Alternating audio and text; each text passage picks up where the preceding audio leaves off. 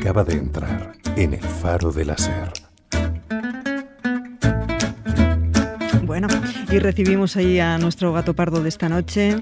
Buenas noches. ¿Qué seudónimo has elegido? He elegido el seudónimo de Ondakin. Ondakin. Muy bien. ¿Te explico lo que significa? O... Más adelante. Ah, vale. Yo sé lo que significa. Vale. Pero más adelante. Oye, ¿te encuentras más cómodo hablando de tu vida que de recetas? ¿O no? Pues más entretenido. No sé si más cómodo, pero como estoy todo el día con la comida para atrás y para adelante en mi profesión, pues sí, hablar un poco de mi vida pues casi que me divierte un poco más, la verdad. ¿Pero qué es aquello que no desvelarías jamás en una entrevista? Pues detalles de mi vida privada, de mi vida íntima, jamás los revelaría en una entrevista, nunca. Eso hay que preservarlo totalmente. Uh-huh. ¿Es difícil que te pregunten por tu vida? ¿Es difícil hablar de tus recuerdos, por ejemplo? No, a mí no me resulta difícil, siempre que no se traspase esa línea, ¿no? de ya, pues bueno, indagar cosas sobre mi vida privada actual, sobre todo, y quizá la del pasado me da un poco más igual hablar, ¿no? Pero yo qué sé, pues cuestiones de mi familia, por ejemplo, o muy personales, pues no, eso me cuesta. Pero bueno, hablar de cosas que me han pasado en la vida o de experiencias personales, yo no tengo grandes problemas, la verdad. ¿Te gusta hablar de Mari Carmen, por ejemplo? ¿De tu madre? Sí, hombre, me encanta hablar de mi madre. Me encanta hablar de mi madre porque era todo un personaje, sí. Y bueno, la pobre murió hace ya tiempo y bueno, supongo que no le importaría que hablara de ella como siempre hablo, que es para bien, aunque tenía también sus cosas, como todo el mundo. ¿Qué tenía, por ejemplo? Hombre, pues tenía un poco a veces de mala leche. Ella era muy vasca, vamos, por los cuatro costados, del primer pelo de la cabeza a la uña del pie, a la última uña del pie, y entonces pues tenía un poco ese pronto así, esa cosa como un poco brusca de las madres vascas, ¿no? Pero bueno, luego era una persona fantástica y muy divertida, con mucho sentido del humor y que te reías mucho con ella, porque bueno, de hecho yo creo que el sentido del humor todos los hermanos lo hemos heredado bastante de ella, ¿no? Que era una persona como con mucha retranca. Ese pronto lo tenía cuando ibais a los restaurantes y algo no la convencía. Uy, sí. ¿Cómo reaccionaba? O sea, ir con mi madre a un restaurante era un auténtico suplicio, porque es que, o sea, era todo el rato sacando faltas. Porque a ella no le gustaba lo de salir a los restaurantes. Ella decía que como era de esta generación del como en casa en ningún lado, entonces, bueno, todo eran defectos. Además tenía una habilidad para elegir siempre lo más inadecuado. O sea, iba a un restaurante de carne, pues ella pedía pescado. Iba a un restaurante de pescado, ella pedía carne. O sea, no acertaba, no.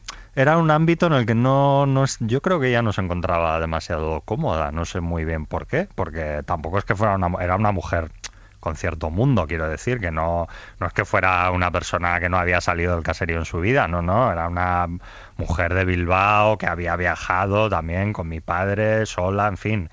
Pero el restaurante no era su sitio en el mundo. Entonces, sí, te montaba, bueno, pues...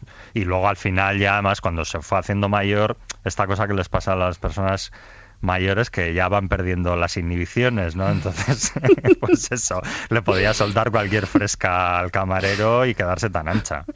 Oye, ¿y tú aprendiste a cocinar de ella? Sobre todo de los detalles, como buena vasca.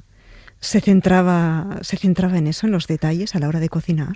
Sí, era una persona que tenía bastante cuidado, como bastante puntillosa cocinando. Y yo creo que eso es la mejor de las enseñanzas que me dejó en la cocina, fue esa, ¿no? Que había que tener cierto cuidado con las cosas que hacías, con los pasos que dabas, bueno, pues mimar este tipo de cosas, pues a la hora de limpiar una verdura o picarla o limpiar un pescado, pues ser un poco detallista, no hacer las cosas así a lo bruto, ¿no? Y yo creo que ese es el mejor, más allá de algunas recetas que yo sigo haciendo, que son suyas, y bueno, y de un gran amor por la comida, pues también eso, ¿no? Ese detallismo que ella tenía. He oído que, y esto lo voy a relacionar con tu seudónimo, con el que has elegido, he oído que en vuestra casa no se tiraba nada. No. ¿Todo se transformaba? No. A ver, claro, mis padres pues vivieron la guerra y la posguerra, entonces, bueno, tenían como muy interiorizado el hecho de que no se podía derrochar la comida, ¿no? Entonces, por supuesto, era un pecado, ¿no? Lo de dejar comida en el plato o que la comida pues no se acabara lo que había en la fuente y se tirara, ¿no? Entonces, sí, vamos, la máquina de reciclaje funcionaba, pero vamos, a tope.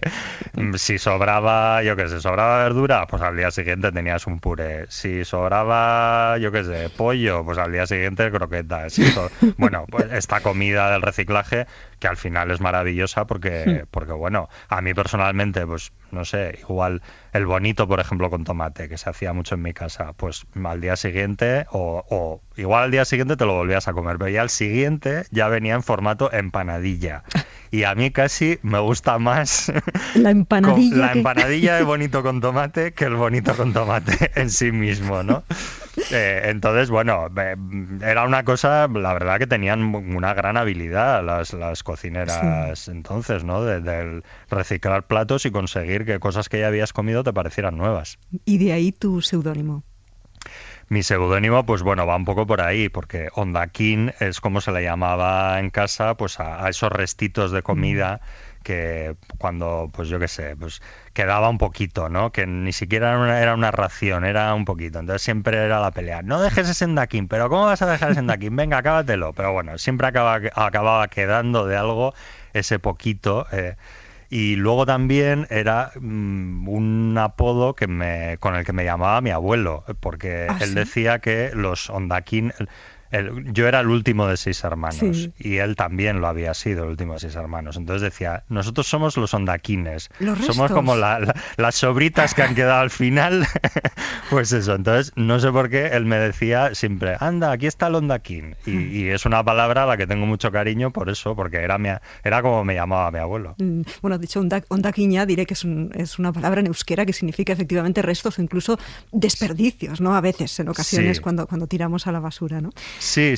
Bueno, ese es el exacto. En euskera significa eso, pero yo no sé por qué en mi casa pues se le llamaba a esos restitos pero sí, tiene todo el comida. Sentido, los restos, claro, sí. No los desperdicios de las peladuras, de las patatas, de lo que se tira a la basura. No. Ese poquito de comida, ese poquito de pisto, o ese poquito de arroz, o ese poquito de pasta que queda en la fuente y que nadie se lo quiere comer, eso se lo O esas vainas con patatas que te encantaban, ¿no? Efectivamente, hombre, vamos, esas vainas requete pasadas de cocción, pero que tenían algo, no sé qué, que te hacía vibrar, ¿no? Sí, vamos, ese plato yo lo tengo muy asociado a casa de mi madre, ¿no? Porque a ella le encantaban. Y era algo tan sencillo como unas vainas cocidas, unas patatas cocidas y un refrito de ajo por encima. Pero, joder, a mí es que me sabía a gloria. Bueno, esta noche nuestro gato pardo es Miquel López Iturriaga, el comidista archiconocido. Experto en la cocina, aunque de pequeño, al principio no eras muy buen comedor, ¿o sí? No. De hecho, ¿descubriste la mayonesa para camuflar las acelgas? La mayonesa salvó mi vida, sí. La mayonesa me salvó. Yo creo que la de muchos, ¿eh? Sí, porque la mayonesa fue el lubricante con el que yo conseguí introducirme en las verduras. Esto suena muy mal, ya lo sé. Bueno, quiero decir, con la que conseguí, pues eso, comer acelgas, espinacas, las judías verdes, la coliflor, todas estas cosas que, bueno, pues que a mí como niño no me hacían especial chiste, bueno, pues con mayonesa como que la cosa pues pasaba más y ya fui reduciendo poco a poco la cantidad de mayonesa hasta que conseguí comérmelas solas. Y con el pescado también fue un niño bastante tonto, o sea, yo qué sé, las anchoas, por ejemplo, que fíjate, una cosa muy, muy vasca. Mi padre siempre me decía, ¿no? Desde luego, qué vergüenza ser de Bilbao y que no te gusten las anchoas. Claro, ese mensaje al final acabó calando en mí y entonces ya hubo un día que dije, soy de Bilbao, tengo que probarlas, gustar, aunque no me gusten. Y poco a poco, haciendo el esfuerzo, al final dije, ostras, pues esto no está tan malo. Fueron joder. entrando y sin lubricante. Claro, ¿no, claro, Miquel? y esto ya, y ya la siguiente vez, pues me gusta. Y bueno, esta cosa que tienen tantos platos que al principio pues puede que no te gusten, pero si los vas comiendo poquito a poquito, pues mira, los espárragos, por ejemplo, es otra cosa que a mí yo los aborrecía y bueno, pues aprendí a comerlos así. Siempre hay que empezar con poca cantidad para conseguir que te gusten cositas que en principio las rechazas. Oye, mencionabas las anchoas, tú eres de Bilbao. Déjame preguntarte por tu relación con el mar, Miquel. Mi relación con el mar, pues bueno, a ver, me encanta ir al mar. No soy un ser muy de playa, así en general. Me gusta ir, pero me aburre todo el rollo de la arena, todo ese circo, el sol, me cansa, me cansa. O sea, me gusta para un rato. Y el mar, pues hombre, me fascina, me encanta ir al mar. También le tengo bastante respeto, debo decir, porque una vez estuve a punto de ahogarme en una playa en Almería. Bueno, vamos, a punto de ahogarme no. Ya hubo un momento en el que como que me arrastraba la corriente y por suerte un amigo mío me agarró y me sacó para la playa. Y ahí le cogí mucho respeto al mar. Entonces, bueno, ahora... En el Mediterráneo sí que me meto un poco más y me relajo porque es un mar tranquilo, pero el Cantábrico tengo que estar haciendo pie. Pero vamos, me encanta, no sé, es que ver el mar, estar cerca del mar, es que te da la vida, o sea, es una cosa muy relajante, no sé, como que te despeja, ¿no? Te quita... A mí me hace el efecto como que me quita mierda de la cabeza, un poco. Oye, déjame que volvamos a tu infancia. Tú estudiaste en los jesuitas de Bilbao. ¿Cómo recuerdas aquellos años, Miquel? Pues bueno,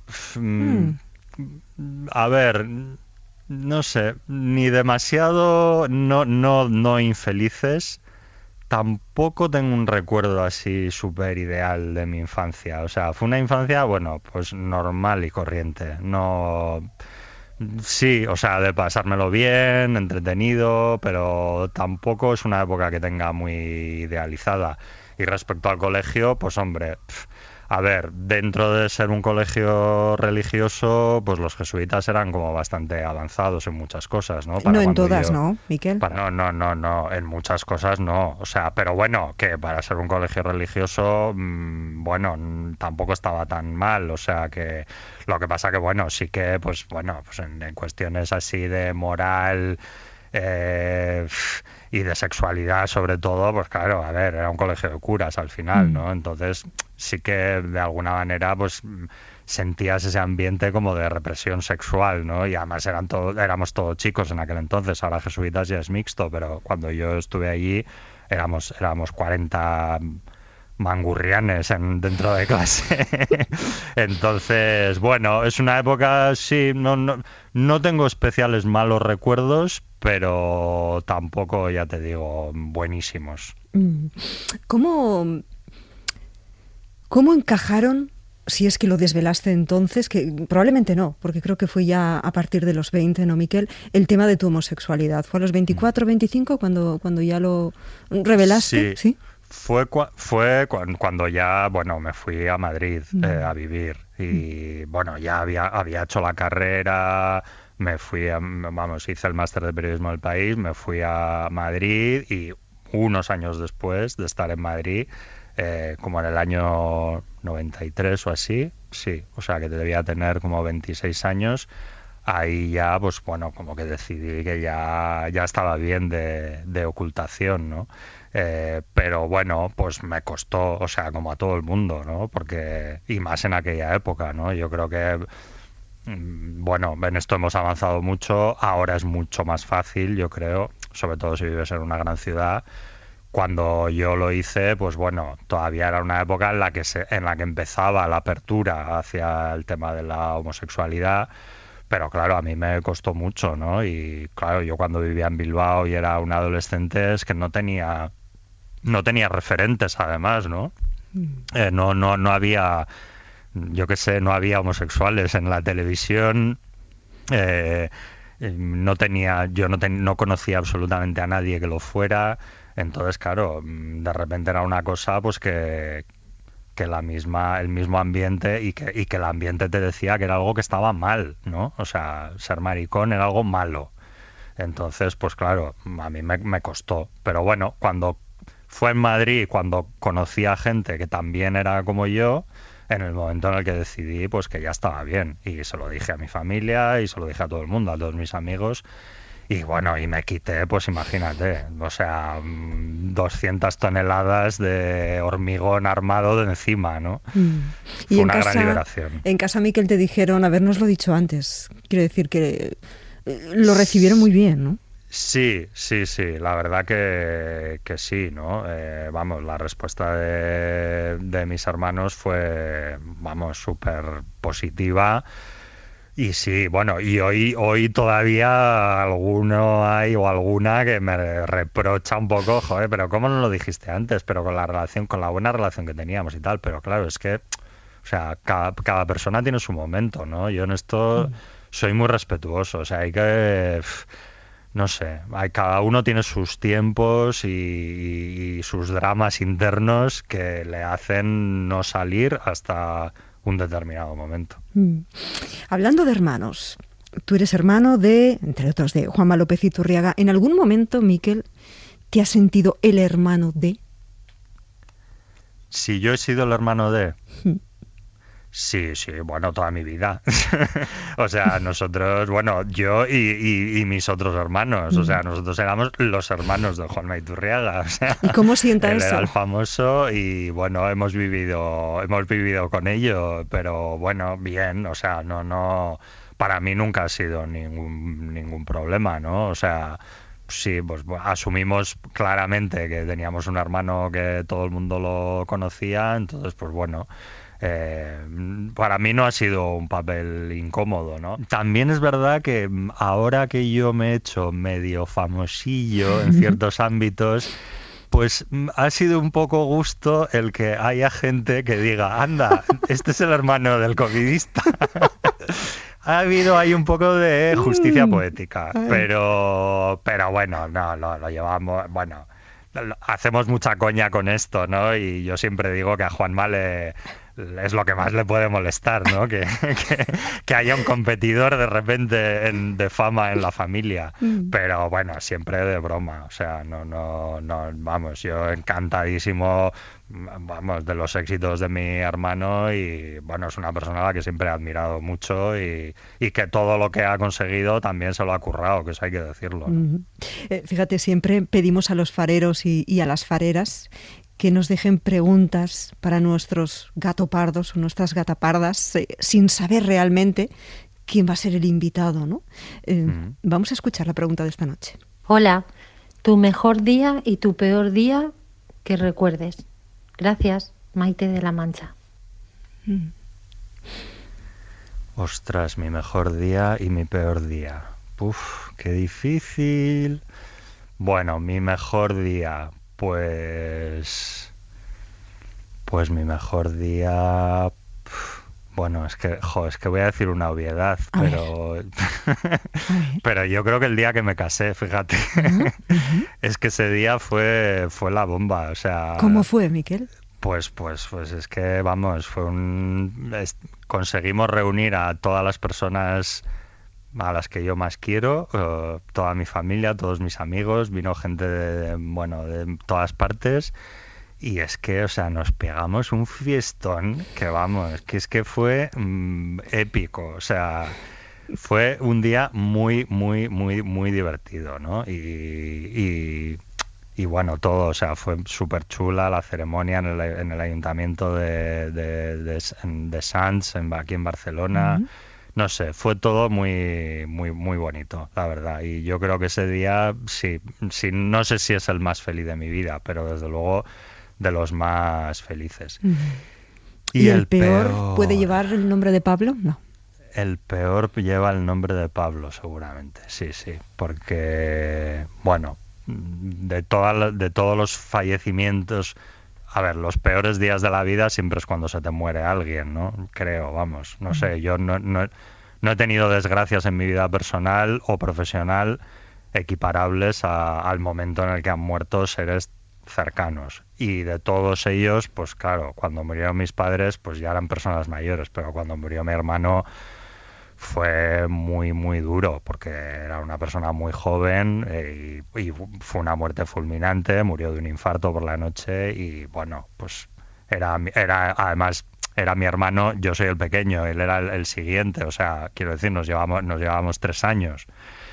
Y fue un palazo, o sea, muy, muy, muy... A mí me costó mucho superarlo, a mí y a todos mis hermanos.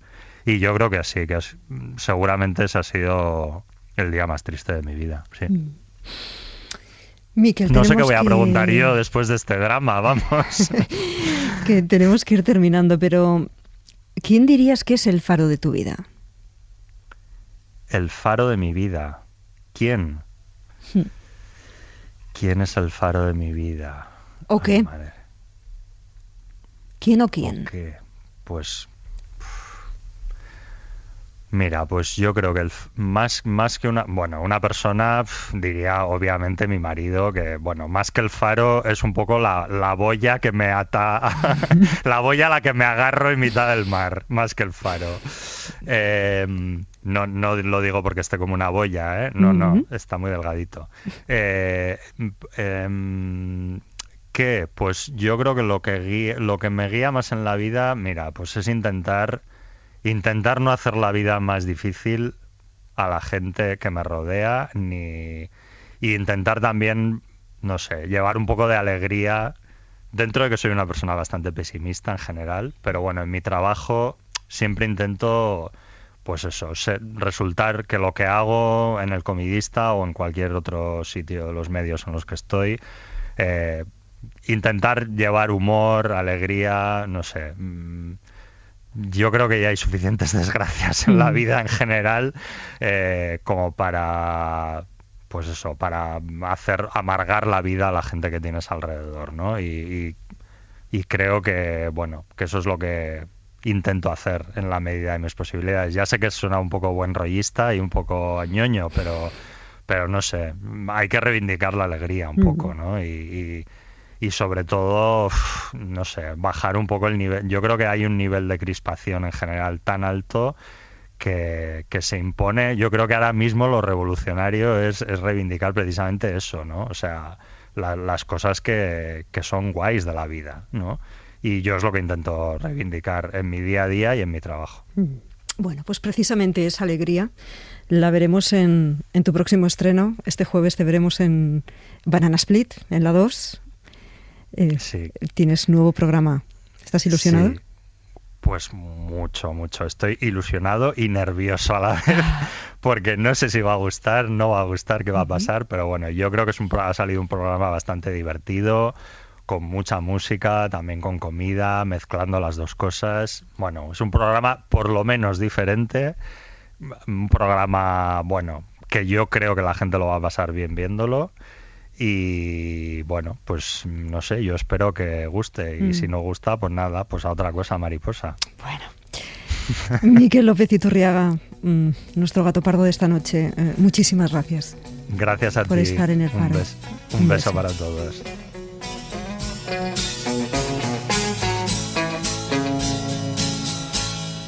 Dirty old river, must you keep rolling, flowing into the night? People so busy light shines so bright.